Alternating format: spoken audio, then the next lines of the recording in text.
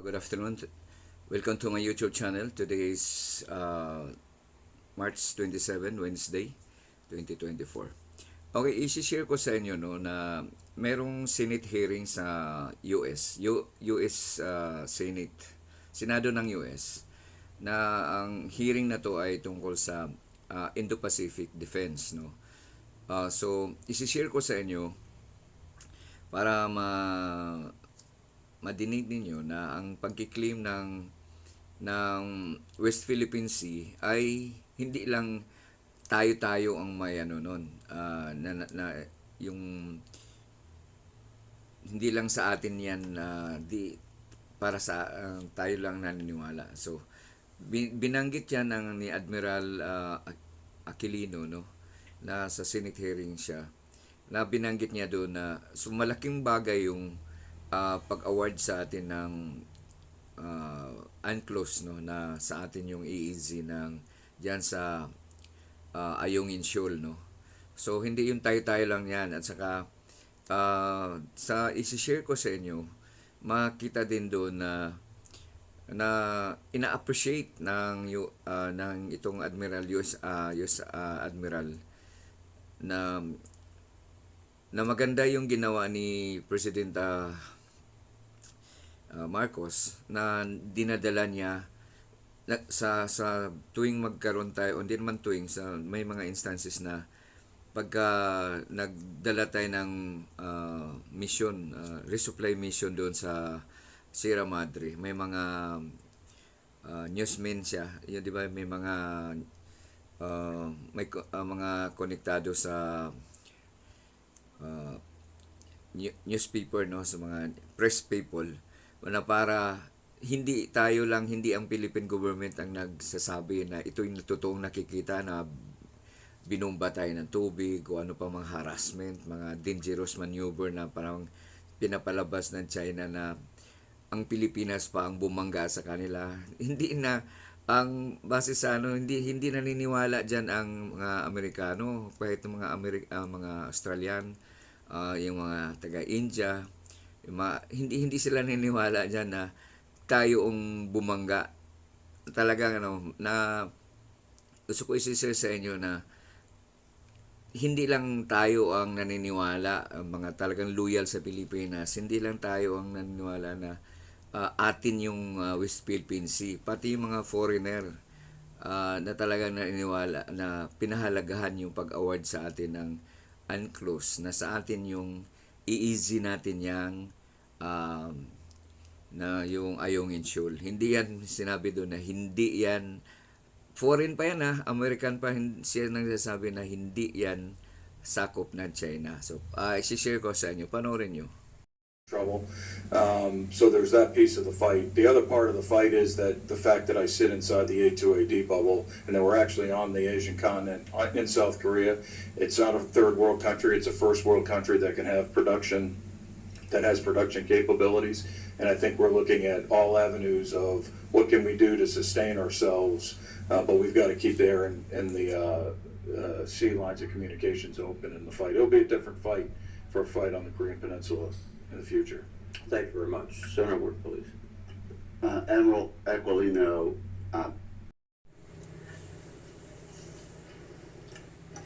Thank you, Mr. Chairman, and thank you both for being here today. Admiral, information campaigns. I guess, Admiral, this is for you. Yeah, Senator, thanks. The execution of propaganda, misinformation, and disinformation is a real concern for me. It should be a real concern for all of the United States. The PRC's ability to influence our information environment is concerning. I'll give you this example, right? So 2 years ago, you heard a lot about the West is declining, the United States is in decline, and the East is rising, China is rising. All right, that is Chinese propaganda. Our economy continues to grow, theirs is in the cellar. So the actions in the information space ultimately was being reported all over the United States. That's the expansive ability of mis and disinformation to influence the United States. We ought to understand that it's occurring, And we ought to understand that our free and open media and the truth that we project is a critical value of the United States. It's one to be protected, but we have to call out the mis and disinformation to stop that ability to influence.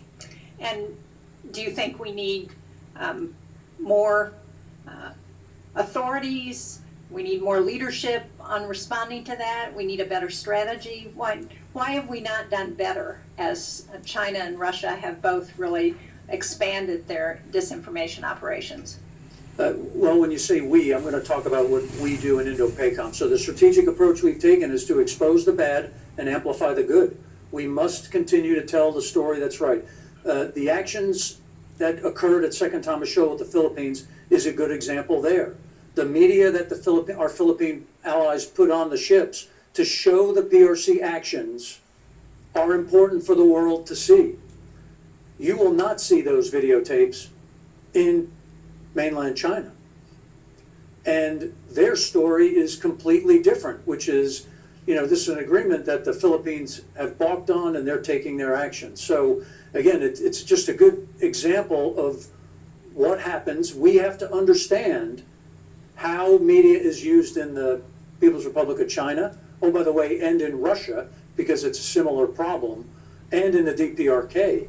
But it is not what we see in our media. We have to understand what's occurring and the differences. We have to value it, and then we have to expose it. Thank you. I'm out of time, but I did want to thank Indo-Pacific for being the leading combatant command on women, peace, and security, because I think it gives us a real advantage. Thank you. Our allies and the other countries in the Indo-Pacific to this relationship and any greater concern about what's going on there?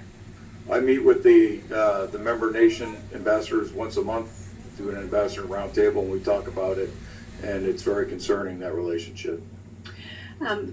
China and Russia have both gained a strategic advantage over us in terms of information operations and are fighting irregular warfare campaigns against. A little about the supplemental. If Putin is successful in Ukraine, I think you said that is a strategic win for the Chinese Communist Party. And you just nodded your head in the affirmative. Can I conclude from your testimony that failure to pass the supplemental, being a strategic win for Putin and being a strategic win for the Chinese Communist Party, makes conflict in the Indo-Pacific more likely? Thanks, Senator. Again, with the linkage of the PRC and Russia that we've watched now over the past 2 years, again, I do believe that a strategic win for Putin is a strategic win for President Xi. It certainly makes our problem of deterrence more difficult, and it makes the potential for conflict more likely. You said, I believe, I'm quoting you correctly, a few moments ago, things are trending in the wrong direction for the United States in the Indo-Pacific. Could you enlarge on that? Yes, sir. What I said is that things are trending in the wrong direction based on the capability, capacity, defense industrial base, their actions and intent by the People's Republic of China. So they are continuing to develop their military machine despite an economy that has significant problems.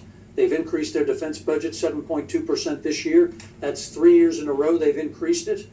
And I'm not sure that's a very transparent number. My assessment is they're actually spending more on defense than they articulate. So capability and capacity are increasing. Their actions are becoming much more belligerent. Their rhetoric is more clear. They have now articulated that the feature at Second Thomas Shoal is sovereign territory of the People's Republic of China. It is not, as validated by the 2016 arbitral ruling that concluded China has no legal claim to that feature. And then on top of that, their enforcement is becoming concerning. The fire hosing of our Philippine allies, the ramming of their ships, and preventing their ability to resupply their sailors on the Sierra Madre, as well as restricting their ability to utilize the resources inside their exclusive economic zone, is all counter to international law, and it is counter to what all nations interpret as the rightful interpretation of UNCLOS. Okay, well, that leads me then to ask about the unfunded requirements. Last fiscal year, the Navy asked for Japan, Australia, the Philippines, and Thailand. Those requirements and our commitment to our allies is the highest level of commitment. The ability to deliver deterrent effects and ensure I'm prepared to fight and win if tasked, that's what we have identified on that list. Thank you. I appreciate That we have inside the United States. When you look at 90+% of high-end chips emit from Taiwan. So those are just three quick reasons on why it's important. Douglas MacArthur, in a famous memorandum at the outset of the Korean War, referred to Taiwan as an unsinkable aircraft carrier and submarine tender. Could you explain a little bit to why General MacArthur thought Taiwan was such critical terrain from a military standpoint? Well, it's strategic in its location, fairly close to Japan, close to the Philippines, and in the place where 2/3 of the global economy transits in the vicinity of, as it applies to the global need for transport of goods and services. So again, it is a strategic location that could have advantages if you were to plant excessive military capabilities on it to restrict or potentially restrict the flow of goods and services. Thank you. Thank you very much, Senator Cotton. Senator Romer, please.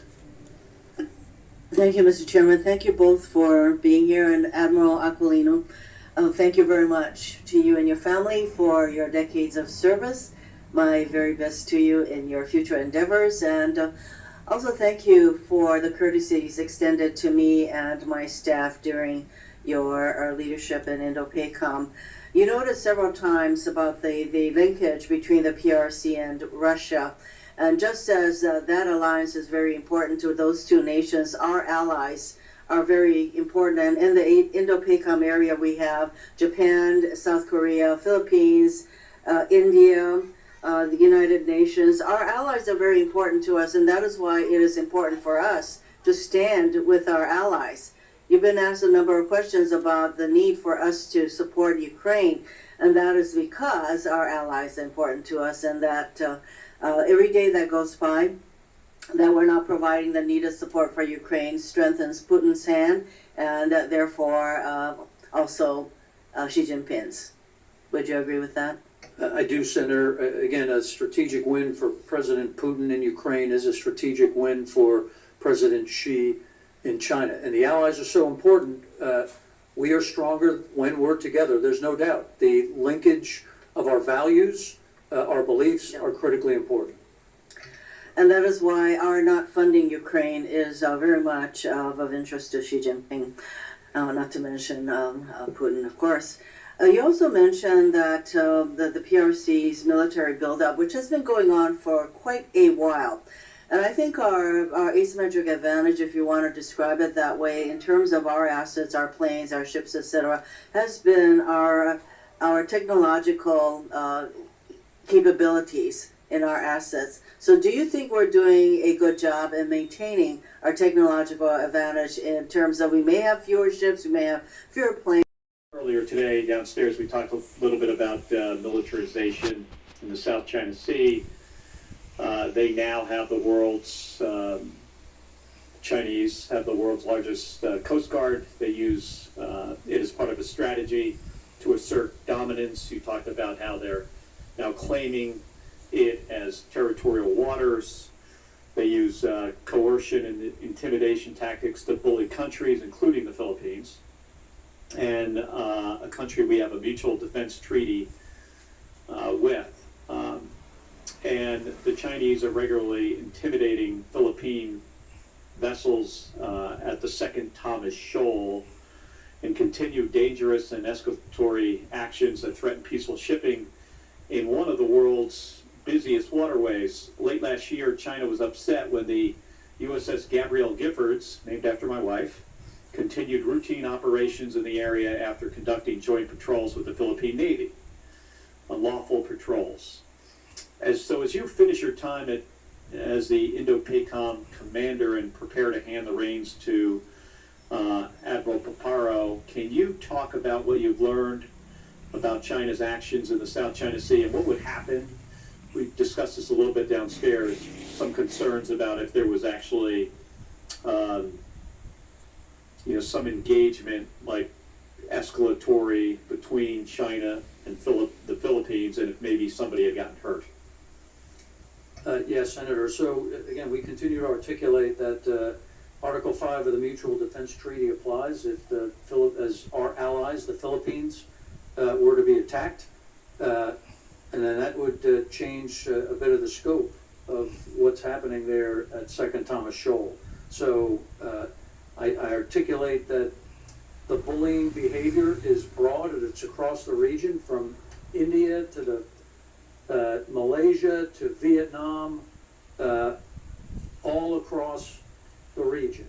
And I think that it would be beneficial for China to be able to interweave into the international order that all countries have defined. I believe there's a peaceful way out of this. There's a place for China in this world. They're just going to have to understand that the nations of the globe require a set of international standards and behaviors that are acceptable, and what they're executing now is not. And how do you feel our relationship is with the Philippine government with regards to Second Thomas Shoal and anything we could work on there? I'm going to be in the region next week, and that's something, if there was something that you specifically would raise with the President Marcos or the Philippine Navy, what would that be? I've sat with President Marcos twice in the last 3.5 months.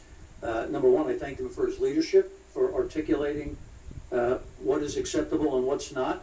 I'm incredibly impressed by Minister of Defense Todoro's leadership as well as my counterpart, General Bronner. So they are fighting for their sovereignty, they're fighting for the international rules-based order, and we continue to support them both in legal domains, in the information space, and in the military space as we execute joint patrols and other cooperation activities in the form of maritime domain awareness. So again, my message to the Philippines is always, you're our ally, we're with you, and we're here to help maintain the peace as well as their sovereignty.